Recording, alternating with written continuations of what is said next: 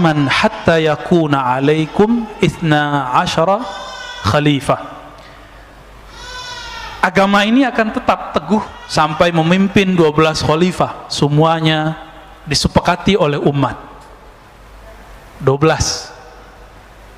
Dan 12 ini diperdebatkan apakah nanti turunnya ke Bani Alawiyin, Sayyidina Ali, atau nanti ke Bani Umayyah atau Abbasiyah. Karena pembahasannya panjang, kita skip aja dulu. Ya. Nanti debat lagi ulama ahli sejarah yang pro Syiah atau pro ahli sunnah. Nah, kita menghindari itu, Pak. Menghindari perdebatan ini sementara. Karena hadisnya waktunya tidak cukup. Hadis kedua membahas yang sama, sekarang hadis yang ketiga.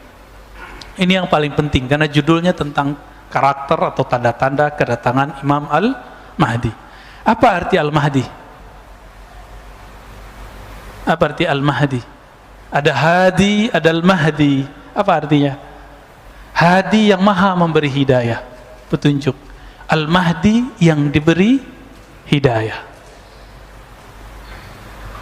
Lalu ada yang bersama beliau namanya Al-Mahdiyin. Al-Mahdiyin ini mulai dari awal Nabi Muhammad SAW berjuang sampai akhir zaman ada Al-Mahdiyin. Mereka lah yang mempersiapkan kemunculan Al-Mahdi, mempersiapkan tentara Al-Mahdi. Dan kalau umur panjang nanti mereka berlanjut, kalau tidak maka berganti, mereka wafat berganti. Maka saya terhibur sedikitlah dengan hadis ini.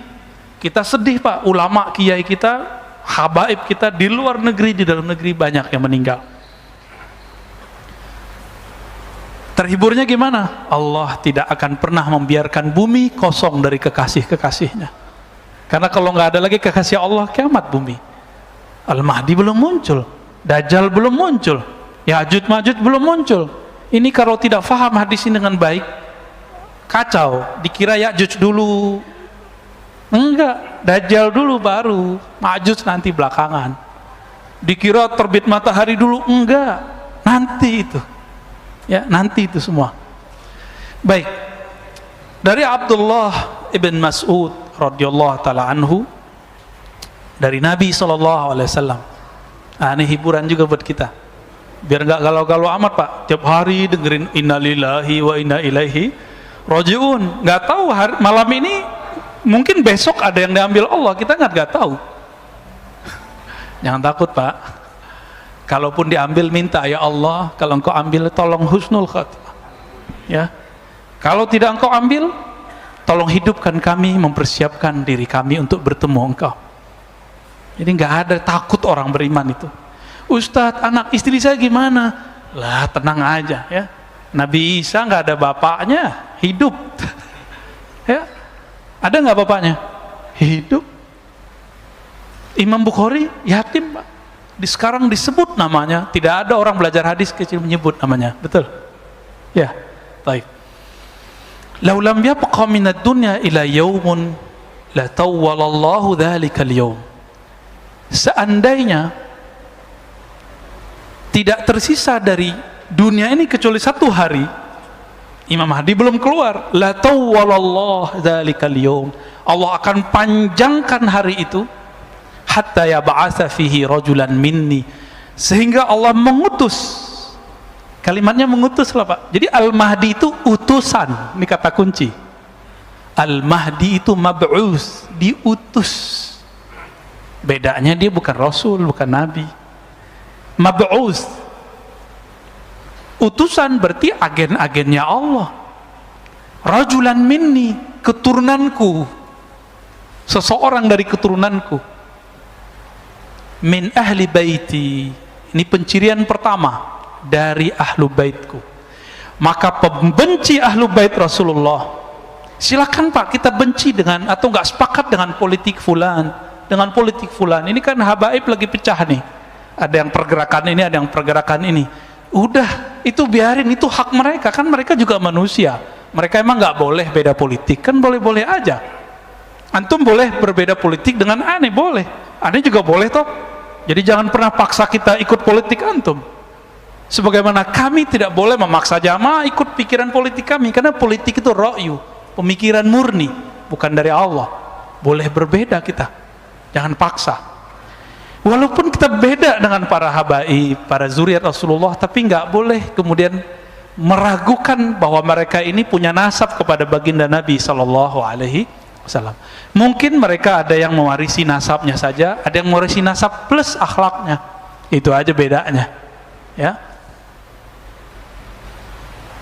Iwati ismuhu ismi. Iwati. Ini terjemahan yang banyak keliru orang-orang. Kalau terjemahan bebasnya kan sama namanya dengan namaku. Tapi terjemahan aslinya bukan itu. Iwati. Wata'a. Itu berkesesuaian, nyatu, mirip namanya dan namaku. Dalam bahasa Arab nama itu ismun, isim. Itu berbeda dengan nama dalam bahasa kita. Ismun itu maknanya kata Imam Al-Bajuri dalam syarah dan hasyiah beliau, al-wasam wal-ulu was-sumu, tanda dan ketinggian derajat.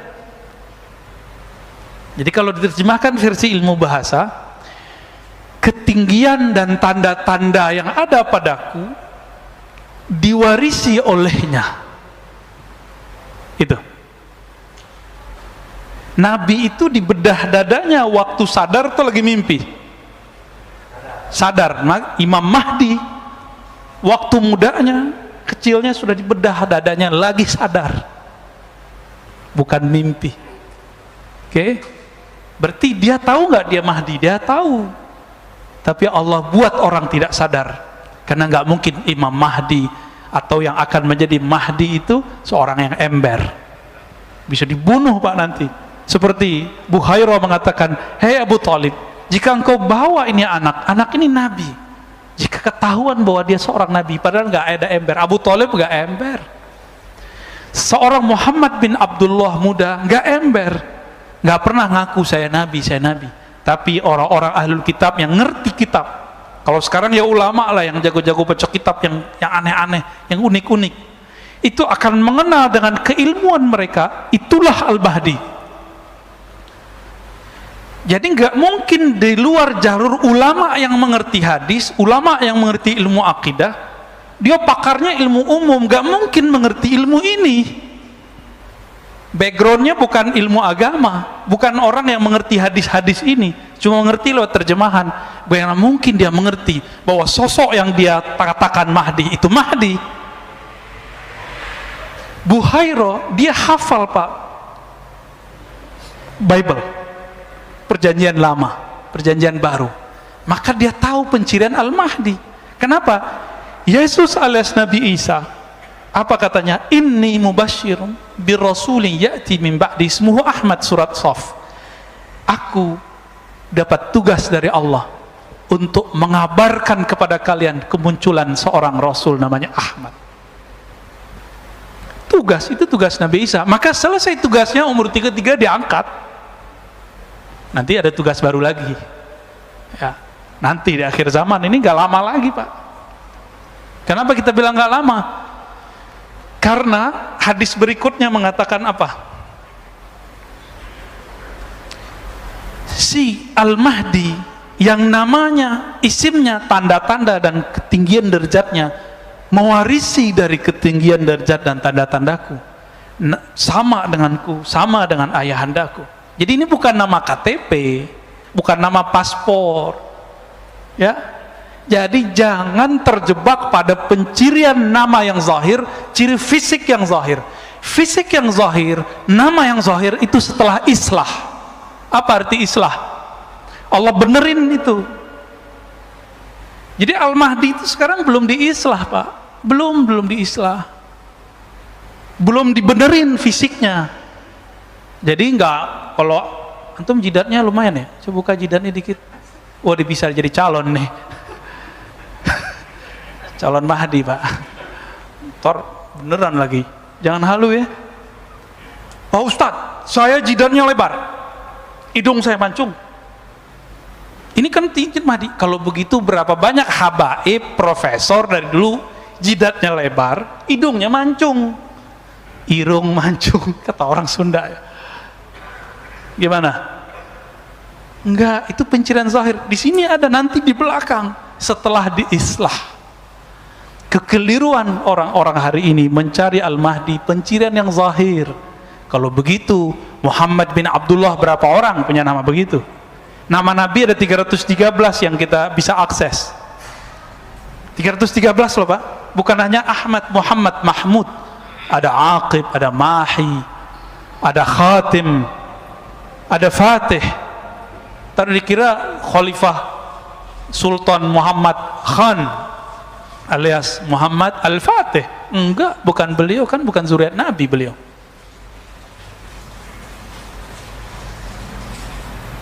Apa penciriannya tadi? Bukan nama KTP, bukan nama paspor, bukan nama pemberian ayah, bukan. Itu sumu wal alam al-wasm, ketinggian derajat dan tanda-tanda yang ada pada Nabi sallallahu alaihi wasallam. Gitu ya. Oh Ustadz, saya mimpi. Lah kalau antum mimpi, aneh mimpi juga. Apakah ada Al-Mahdi? Enggak, bukan mimpi penandanya.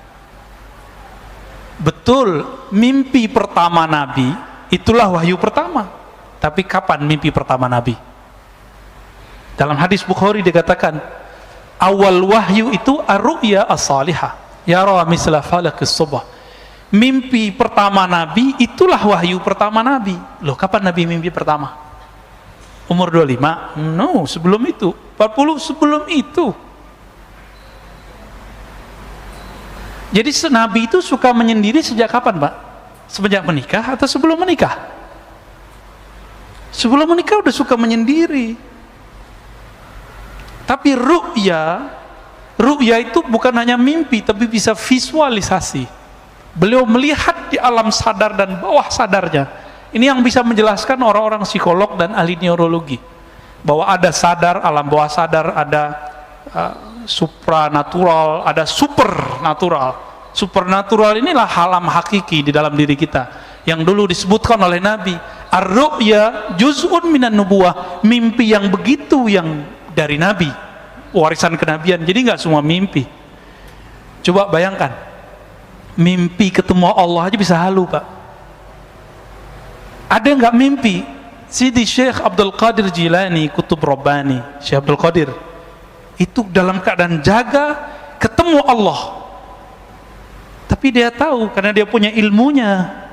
Imam Syekh Abdul Qadir Jilani ini akidahnya kuat, syariatnya mantap, maka dia tes yang aku Tuhan nih. Jadi Tuhan bisa dites Pak. Berani nggak ngetes Tuhan? Nabi Ibrahim berani. Ya Rabb, boleh dong buktiin kalau engkau Tuhan. Beliau sudah tahu itu Allah. Gimana caranya? Ya gimana cara menghidupkan sesuatu yang mati? Apa kata Allah? Awalam tu'min? Kamu gak percaya? Ya Rabb, aku percaya, tapi biar hati itu tenang. Liyutma'inna qalbi, supaya hatiku tenang. Itu boleh dites begitu Bu. Ada ilmunya, ilmu akidah. Maka Nabi Ibrahim itu disebut ummah, Abu Tauhid, bapak Tauhid. Hanya ilmu Tauhid yang bisa ngecek ini Mahdi asli atau Mahdi palsu. Mau dia mimpi ketemu Allah, mimpi ketemu ini, ternyata hanya satu yang tidak salah halu, mimpi ketemu baginda Rasulullah SAW. Di sebanyak wali-wali di dunia yang mimpi ketemu Nabi, terus di antara mereka siapa yang wali? Siapa yang Mahdi? Kan bisa aja diklaim Pak salah satunya Mahdi. Nah, maka nggak cukup tanda-tanda itu, harus ada yang kedua. Ism maknanya sumu, ketinggian ilmu, ilmunya sangat tinggi. Maka di kitab ini disebutkan bahwa 4 pencirian Khatmul Aulia. Khatmul Aulia ini puncak kewalian di akhir zaman. Nih kita bagi aja Pak ya, biar clear masalahnya, tapi nggak akan clear sampai nanti. Kalau nggak ketemu 4 ilmu ini pada orang yang ngaku Mahdi atau diklaim sebagai Mahdi itu, maka dia bukanlah Al-Mahdi, tapi dia halu atau cuma diklaim oleh orang. Pertama punya ilmu al-badi, pakai hamzah, ilmu nasab alam semesta, asal usul alam semesta, bukan pakai mimpi Pak. Dia kalau ngelihat antum nih tahu, oh kamu ruh, kamu dulu si anu. Hanzalah ketemu Salman, Salman ketemu sahabat. Apa kata sahabat ini? Kamu kok tahu saya? Apa jawaban beliau? Arafat ruhi ruhak, ruhku sudah kenal engkau sebelum ketemu di sini. Makanya ada namanya Habib Mahdi di Paru. Udah meninggal Pak, Allah yarham, ya. Luar biasa waliullah. Beliau belajar ke Mekah, itu ketemu seorang syekh, langsung disebutkan nasabnya. Kamu anak sianu, pada baru pertama ketemu. Itu pencirian wali. Ini baru satu, berarti dia wali nih, wali yang tinggi, ulu, sumu, punya kualitas yang tinggi. Dia tahu ya namanya ruh yang ada di pohon, maka Nabi bisa memanggil pohon, wahai pohon kurma kesini, datang pohon kurmanya. Dan beliau dikenali oleh alam semesta ketika beliau jalan-jalan di pegunungan Mekah. Itu pohon-pohon, batu-batunya Pak, assalamualaikum ya Rasulullah, itu belum dimasyhurkan Pak. Jadi an-nabi ya'rif bi annahu nabi qabla al-ba'si. Nabi itu tahu bahwa dia nabi sebelum dia dimasyhurkan oleh Allah. Al-Mahdi juga tahu. Enggak tebak-tebakan Pak.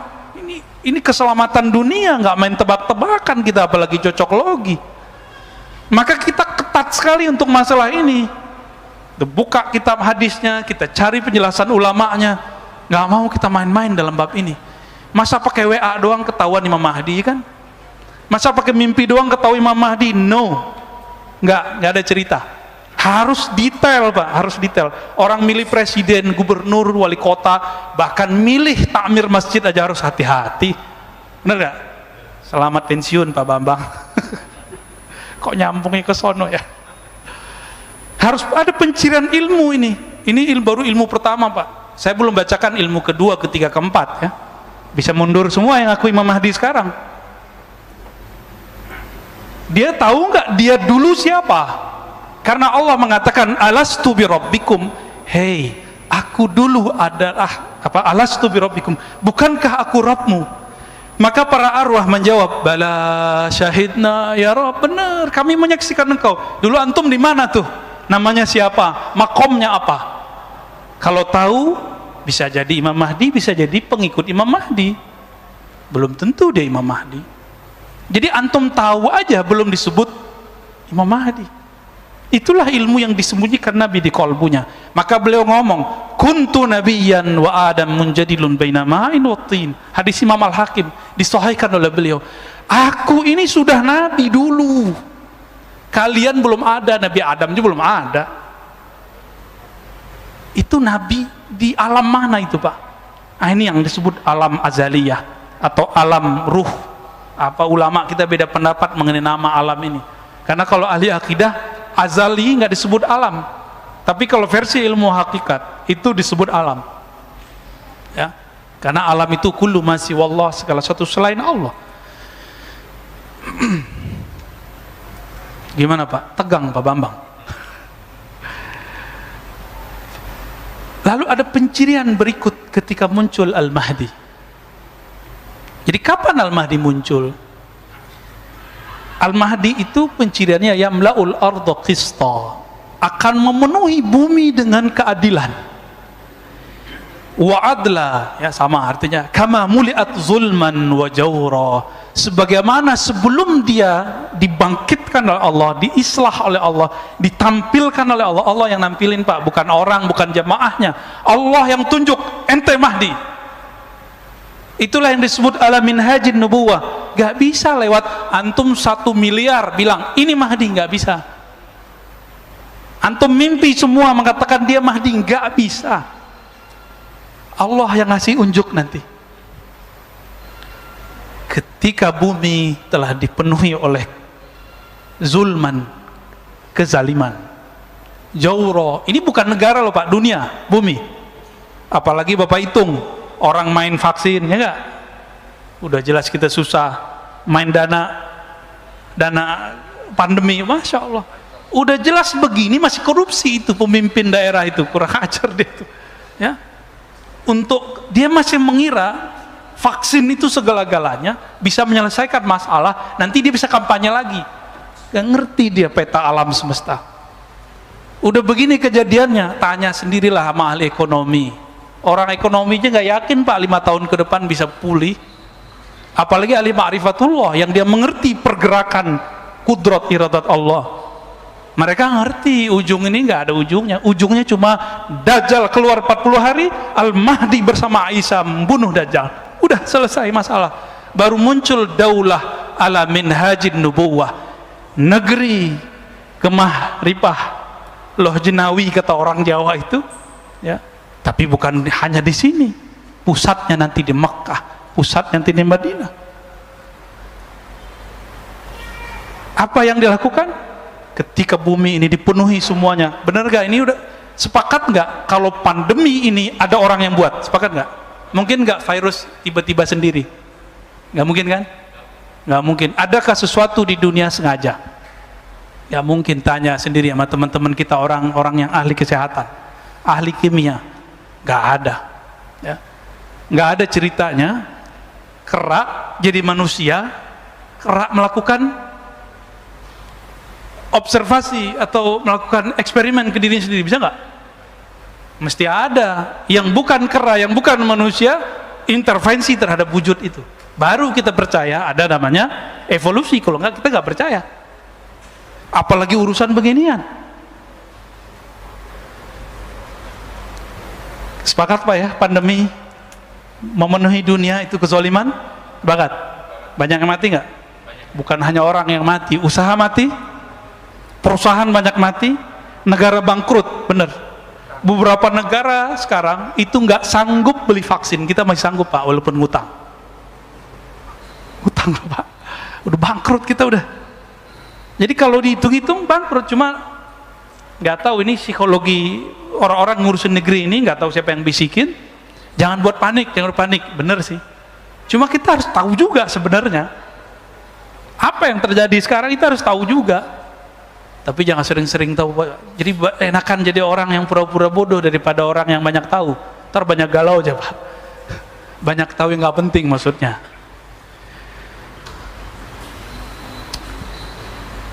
La tazhab la tanqadid dunya hatta yamlikal Arab rajulun min ahli baiti. Tidaklah hancur dunia sampai ada seseorang sosok dari keturunanku, bangsa Arab, keturunan Arab.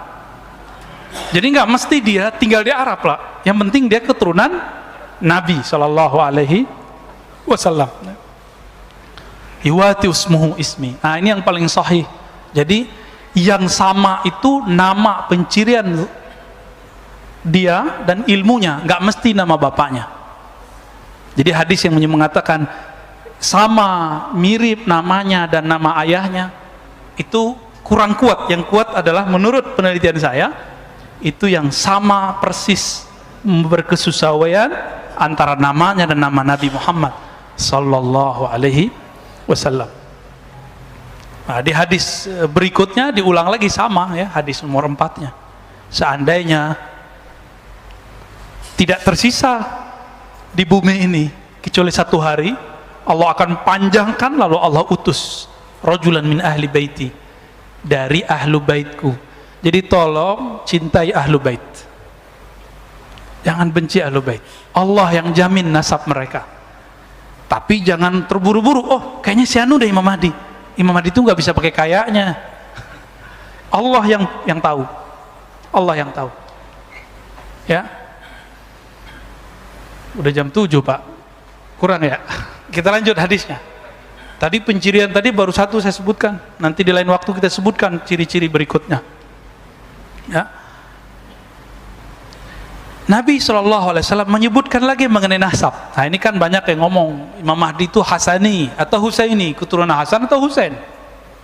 Beberapa orang yang keturunan Hasan mengatakan dia keturunan Hasan, yang keturunan Husain mengatakan keturunan Husain. Loh kita kan bengong Pak, kita bukan keturunan Hasan dan Husain. Pak Bambang keturunan siapa? Namanya Bambang, ada Jawanya kali ya? Bambang apa Pak namanya? Supriyadi. Ya nggak masuk Pak. Apa kata Nabi? Ini bisa untuk menyatukan Al-Hasan wal Husain, Al-Hasani wal Husaini. Kita cinta dengan para zuriat Rasulullah.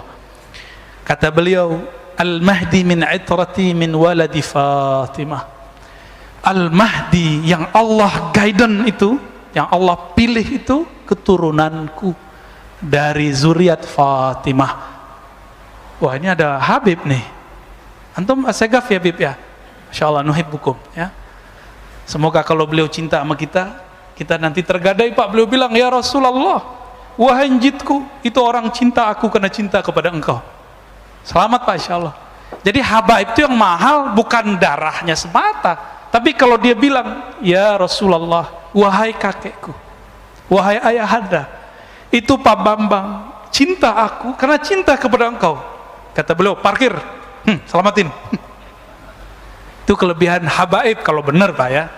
Ntar habaib kan diseleksi juga sama Sayyidah Fatimah. Diseleksi Pak nanti. Ada pengadilan khusus untuk mereka.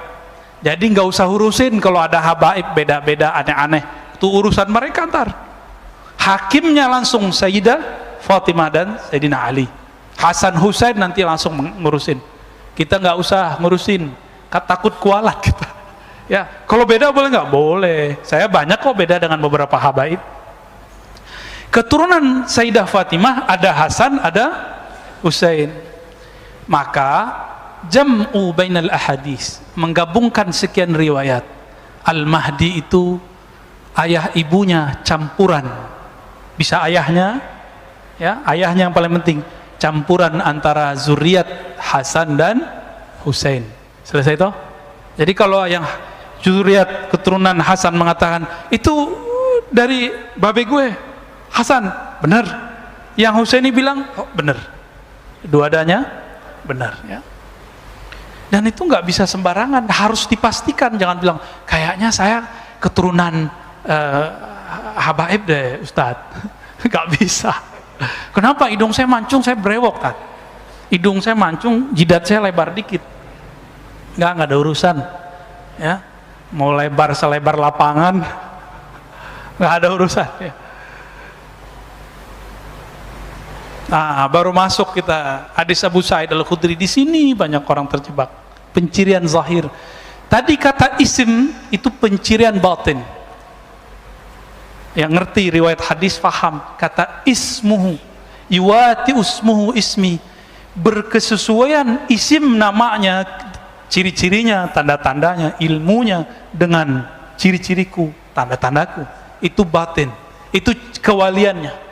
Itulah nubuat yang diturunkan ulama warasatul anbiya. Sedangkan zahirnya setelah diislah ketahuan nih, Al-Mahdi minni. Mahdi itu keturunanku. Ajlal jabhah. Ajla, apa arti ajla? Jali. Jelas, jidatnya enggak. Ini enggak ada urusan sama cerdas enggak cerdas ya. Karena ada kiai jidatnya enggak panjang, Pak. Ya, yang baru meninggal kiai kita ahli hadis, pintar sekali. Itu jidatnya biasa aja. Jadi ini bukan urusan apa, ini pencirian zahir. Aqnal anf, boleh diartikan hidungnya mancung dikit lah, bengkok dikit lah ya. Yamlaul arda qistan wa adla. Nanti setelah diislah kelihatan pencirian itu semua. Jadi kalau sekarang habaib banyak. Maka yang kita cari sekarang bukan pencirian zahir. Ini setelah diislah, dibenerin oleh Allah semalam. Apakah itu islahnya wali, islahnya Mahdi? Islahnya Al-Mahdi adalah mi'raj rohaninya. Ya, baru dengar ya makna itu ya.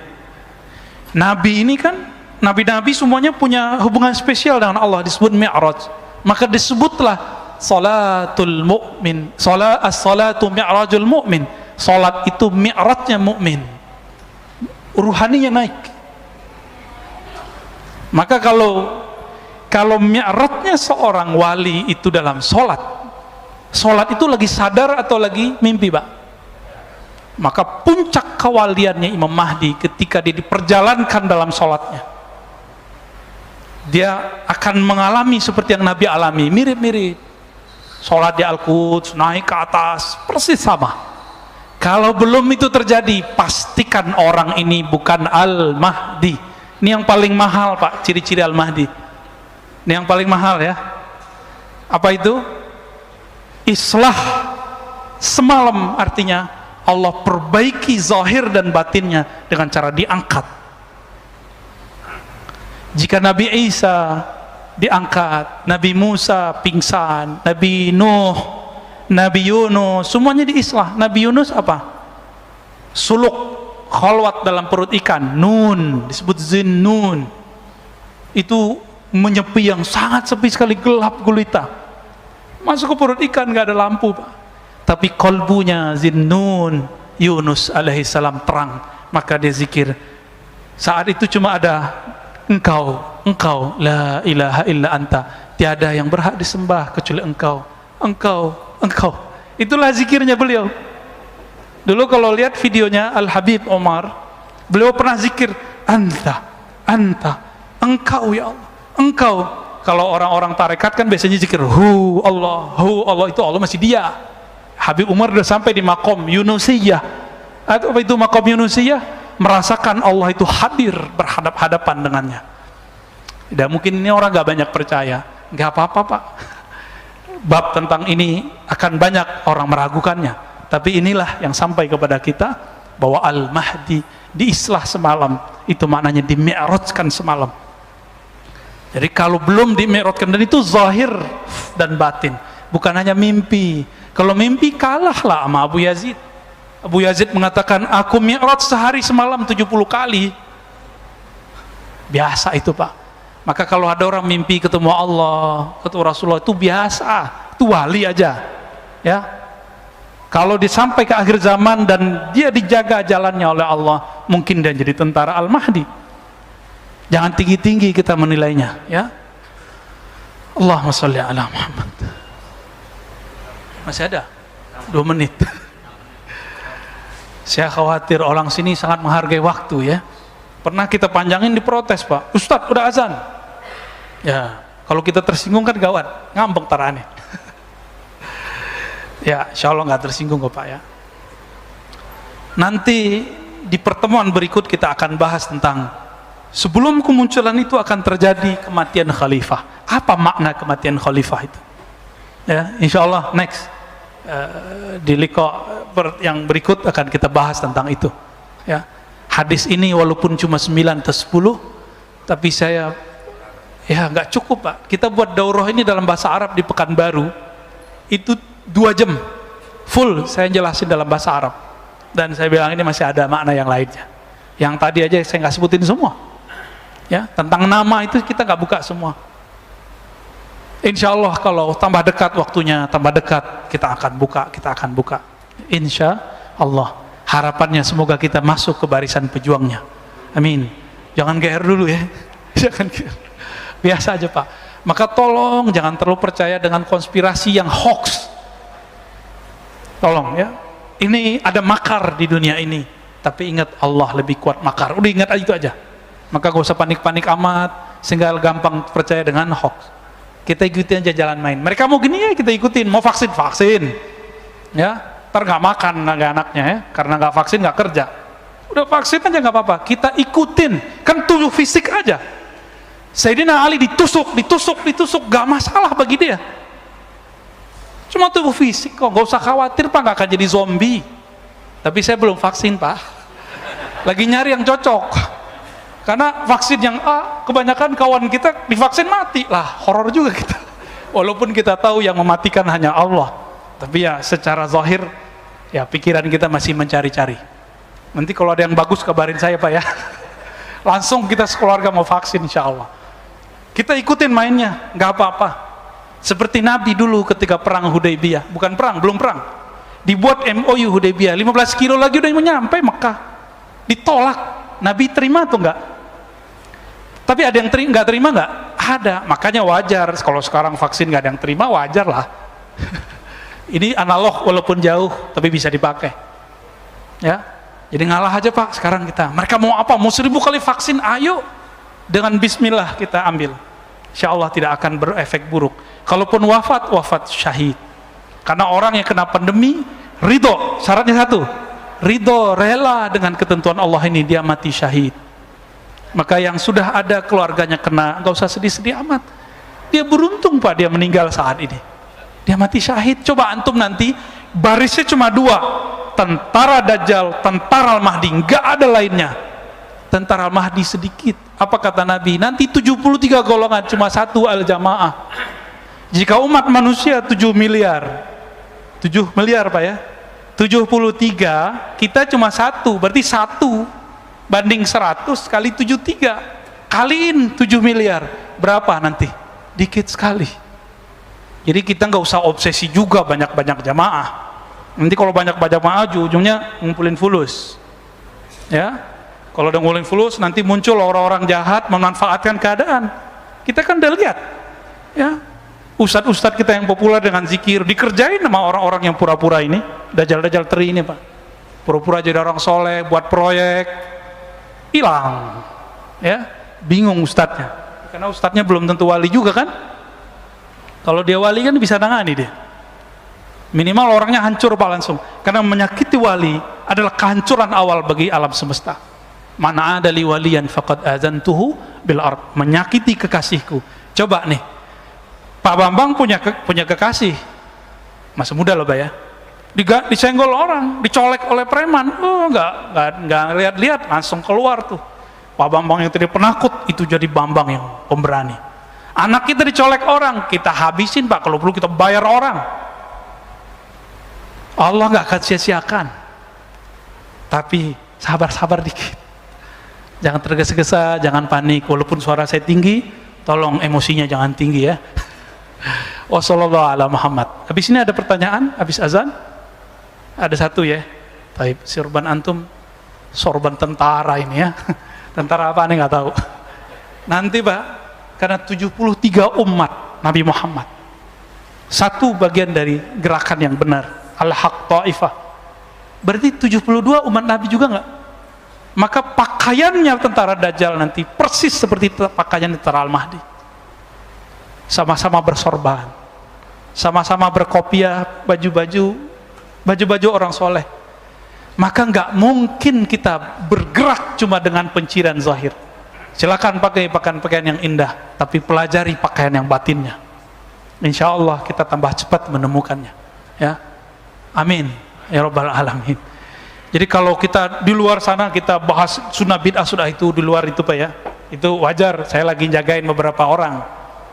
Tapi kalau ini tolong dilupakan bab itu. Maka kita nggak ada kebencian dengan kelompok abad di sini. Kita cuma mengingatkan hadis-hadis ini. Bukankah semua kelompok mempercayai hadis ini? Hadis ini sahih hasan, yang dhaifnya sudah naik kepada hasan. Baik, jamaah sekalian yang ingin bertanya dipersilahkan. Kita buka 2 pertanyaan.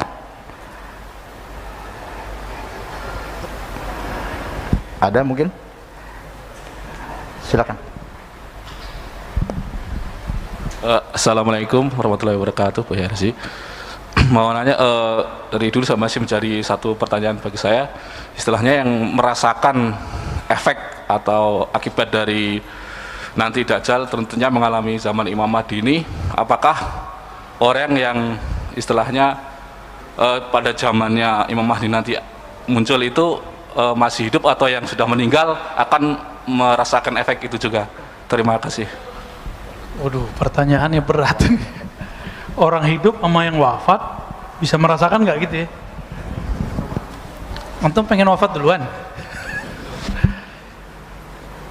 Nanti udah banyak meninggal Pak, banyak meninggal. Itulah kezaliman yang luar biasa yang disebutkan dalam hadis ini. Kapan keluarnya Mahdi? Kalau sudah kasratul haraj. Wa qila mal haraj ya Rasulullah. Apa itu haraj? Haraj yakni al-qatl, banyak orang yang mati, terbunuh, baik dengan cara pembunuhan langsung ataupun lewat vaksin. Ini pembunuhan nggak Pak? Oh bukan Pak, hati-hati Pak. Virus ini yang paling jelas. Dan ternyata kan ilmuwan sebelumnya, beberapa tahun sebelumnya sudah kasih prediksi. Nggak tahu dia ikut serta apa enggak, kita nggak ngerti ya. Bahwa nanti untuk menghancurkan suatu negara nggak perlu pakai nuklir, cukup pakai benda kecil ini. Dia kan ngomong gitu kan dulu. Oh canggih juga. Apa maling teriak maling? Kita nggak tahu ya. Apakah orang yang hidup dan mati? Tentu orang yang hidup, yang bertahan hidupnya, nggak mati karena COVID, Pak. Karena COVID itu berjilid-jilid, versi WHO tuh, bukan versi saya loh ya. COVID ini berjilid-jilid, Pak. Ini udah jilid berapa? Gelombang keberapa? Ini kan daerah tropis, subtropis sampai ke India udah. Eropa kan belum. Eropa mau masuk winter, menghantui itu, Pak. Betul-betul menghantui. Eropa atau wilayah selatan, bolak-balik aja ntar, bolak-balik, guncang semuanya. Kita walaupun jumlahnya tinggi di dunia, ya wajar negara kita gede, ya kan? Tapi kita termasuk paling santai loh, Pak, paling santuy di dunia. Sampai sekarang belum lockdown kan? Ya, katanya mau masuk mall mau harus pakai PCR ya. Ya salam, hancur Pak ekonomi ntar. Ya. Pondasi alam suatu negara, nih coba lihat, pondasi satu negara. Kalau orang ekonom bilangnya apa? Ekonomi. Kalau orang militer bilangnya apa? Keamanan.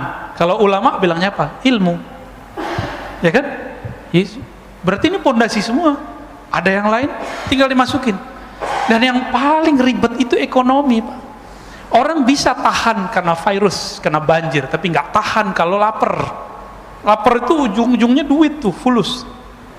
Kalau sudah begitu, ini yang disebut di hadis tadi, idza muliat al-ardu zulman wa jawra, ketika muka bumi semua negara sudah habis batas-batas negaranya. Kenapa? Karena orang sudah nggak menghormati lagi pemimpinnya di mana aja. Kenapa orang mikirin makan sendiri, Pak? Apalagi ntar kiamat. Kan banyak orang ngancam-ngancam kita, tar saya bersaksi di akhirat bahwa ente ini orang sesat. Boro-boro di akhirat, nanti aja nggak sanggup Pak kita mikirin orang. Nanti urusannya sendiri-sendiri, kecuali antum bagian dari gerakan Al-Mahdi, mungkin diselamatkan Allah. Saya juga, kita semua. Kalau kita cuma ngurus diri sendiri, udah soleh-soleh sendirian, sholat banyak-banyak, nggak bisa. Ngurusin ini nggak bisa dengan banyak sholat. Ngurusin ini harus tahu peta-petanya kemana. Itu yang disebut di hadis Nabi, ketika bumi dipenuhi kezaliman, nanti itu negara udah nggak ada. Namanya doang Indonesia, namanya doang Malaysia, namanya doang Amerika, namanya doang Cina. Udah nggak ada pantar, orang nggak ada lagi respect sama pemimpinnya. Semua mau pemimpinnya disebut demokrasi, komunis, Islami, nggak ada yang dianggap tar. Itulah puncak zulman dan jauroh. Urusannya perut, keamanan. Orang kalau sudah lapar gimana? Berani bunuh orang nggak? Berani bunuh orang. Ini kalau kita melihat dari situ sisi, apalagi sisi militer, waduh, serem mah. Gimana? Lanjut. Satu lagi. Oke, tafadhal. Assalamualaikum Buya. Salam. Semoga dalam keadaan sehat selalu dan dirahmati Allah Subhanahu wa taala. Amin. Amin. Saya izin bertanya Buya terkait yang di lingkungan tempat kerja saya, di lingkungan keluarga saya menemui ada beberapa mungkin kawan atau rekan sahabat yang tidak mempercayai dzurriyyat dari Rasulullah SAW. Sementara di agama kita salah satu rukun iman itu yang rukun, mempercayai pada hari akhir. Oke.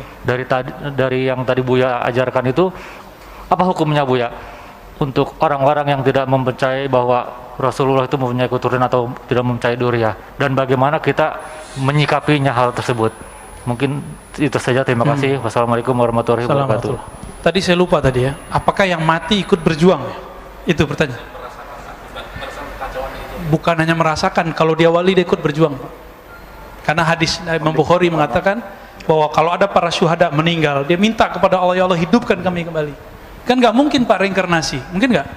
Nggak ada kan reinkarnasi dalam Islam. Maka dia nanti akan membersamai pejuang-pejuang itu nanti. Karena para syuhada Allah kasih akses paspor dan visa, bisa masuk alam barzakh, alam nyata, surga, bolak-balik suka-suka dia. Syuhada itu kalau meninggal. Wali-wali apalagi. Nabi, wali, syuhada. Kalau ada orang yang tidak meyakini adanya keturunan Rasulullah hari ini, kalau saya husnuzon, berbaik sangka ya Mas ya, mungkin dia seperti saya dulu kan saya nggak percaya Pak, karena nggak tahu. Bahwa di hadis Imam Muslim ada perintah untuk hati-hati terhadap zuriat Nabi, ada. Di hadis Tirmizi ada. Dia ngerti hadisnya, bahwa hadis yang paling sahih setelah Quran, Bukhari, nomor 3-nya Muslim, baru Abu Daud, baru Tirmizi. Di hadis Abu Daud, ini kitab ke berapa tuh? Ketiga, disebutkan Al-Mahdi minni, min ahli baiti, min waladi Fatimah. 3 redaksi.